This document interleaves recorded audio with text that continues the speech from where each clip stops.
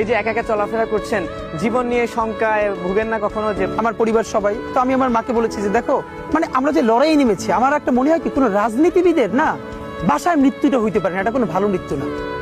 যিনি রাজনীতি করেন, যিনি লড়াই করেন, যিনি বিপ্লবী, যিনি সংগ্রামী, তার মৃত্যুটা হবে একটা সংগ্রামের মধ্য দিয়ে, একটা রাজপথে, একটা গ্লোরির মৃত্যু।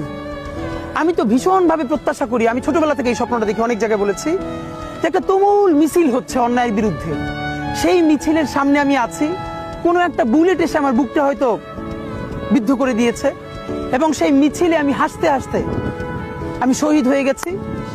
এবং সবাই যখন মৃত্যুটাকে ভীষণ ভয় পায়, আমি তখন হাসতে হাসতে আল্লাহর কাছে ভীষণ সন্তুষ্টি নিয়ে পৌঁছতে চাই যে আমি একটা ন্যূনতম ওই জীবনটা লিড করতে পারলাম, যে আমি একটা ইনসাফের হাসি নিয়ে আমি আমার আল্লাহর কাছে পৌঁছতে চাই। সুতরাং আগামী 50 বছর বাঁচলাম, কোনো ইম্প্যাক্ট তৈরি হলো না আমারে দিয়ে, দেশের জন্য, রাষ্ট্রের জন্য, উম্মার জন্য, জাতির জন্য। কিন্তু আমি ধরেন 5 বছর বাঁচলাম, সেটার মধ্য দিয়ে যদি আগামী 50 বছরের ইম্প্যাক্ট তৈরি হয়, তাহলে অনেকদিন বেঁচে থাকায় কি সাফল্যের বলেন?